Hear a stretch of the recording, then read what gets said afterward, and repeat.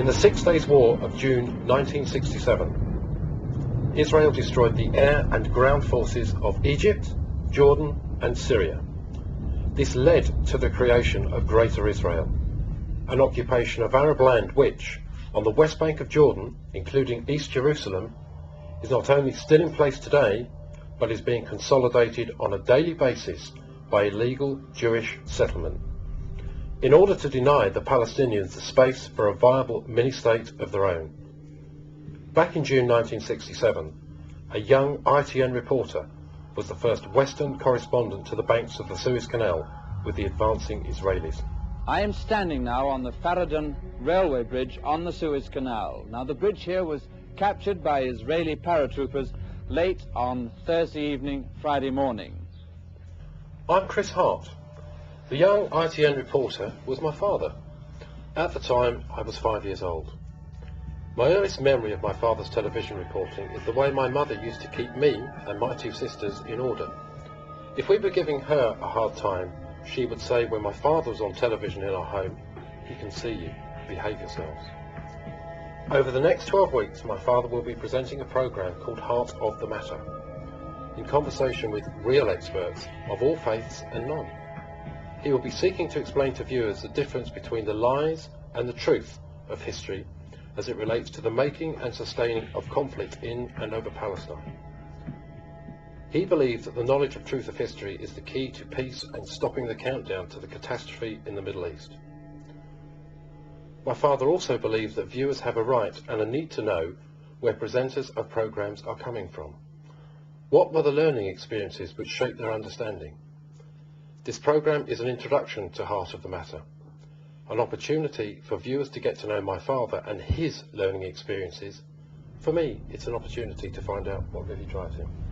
Well, now that the fighting has stopped, the fighting on the battlefields, the political, diplomatic fight is now really hotting up. One of the things that made you so different from most, if not all, of the other television and radio and newspaper reporters of your generation is not only had you access to the leaders on both sides of the conflict, but you also had a very special human level and enjoyed special relationships and indeed friendships with them.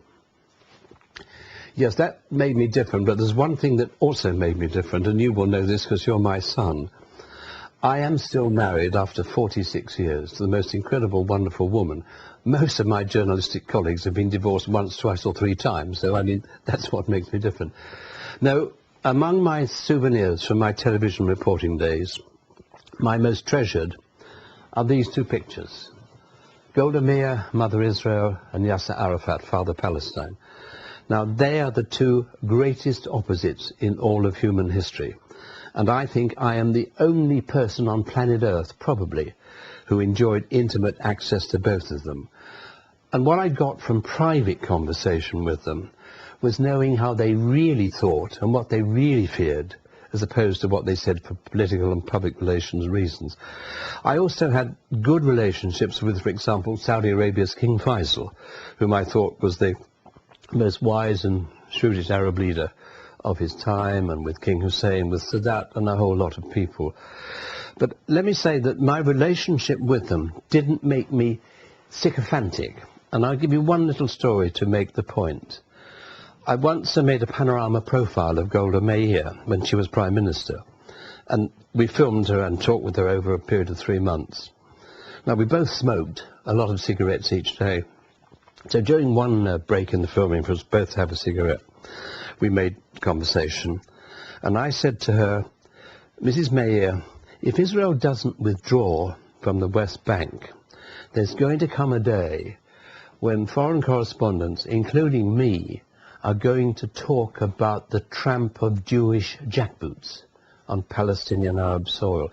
Now, in the Zionist mind, of course, there are only Nazi jackboots. Golda froze, and she put a hand to her heart as though to stem the blood where I had stabbed her.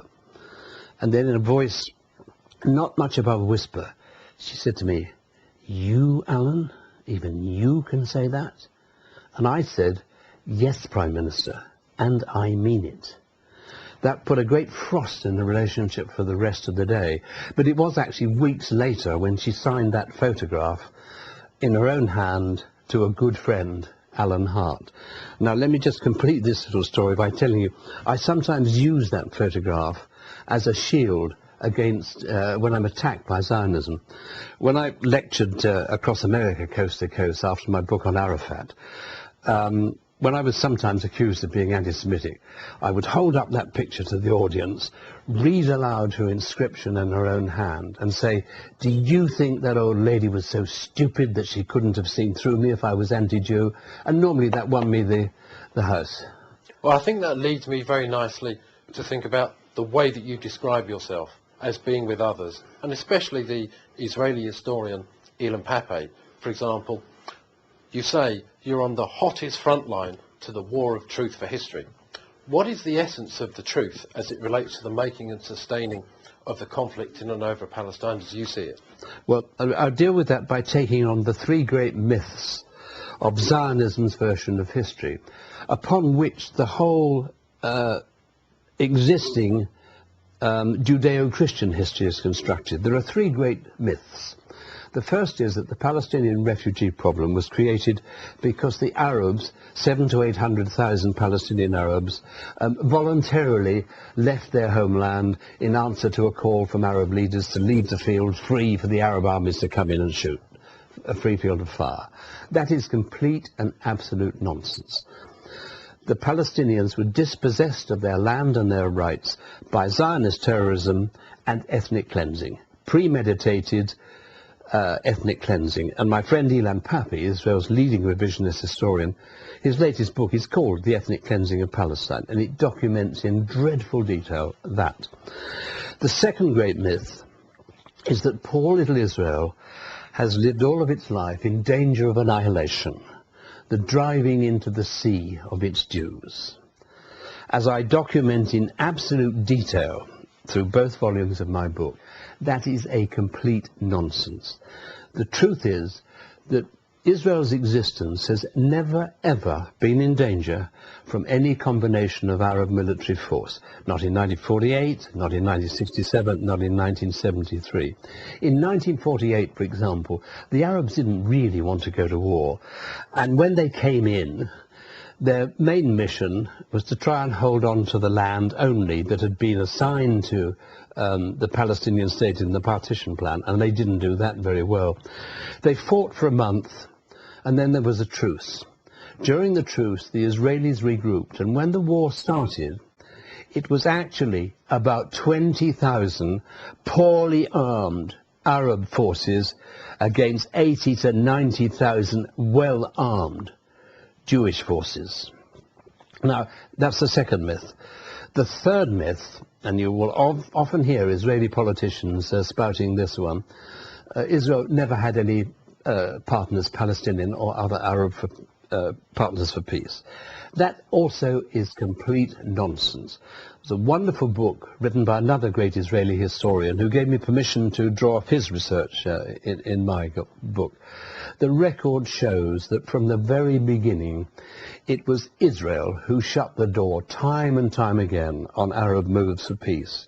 I think probably not many people know that very soon after Nasser came to power in a coup in Egypt in 1951, he wanted an accommodation with Israel, and he was opening the doors. He was having a dialogue with one Israeli leader.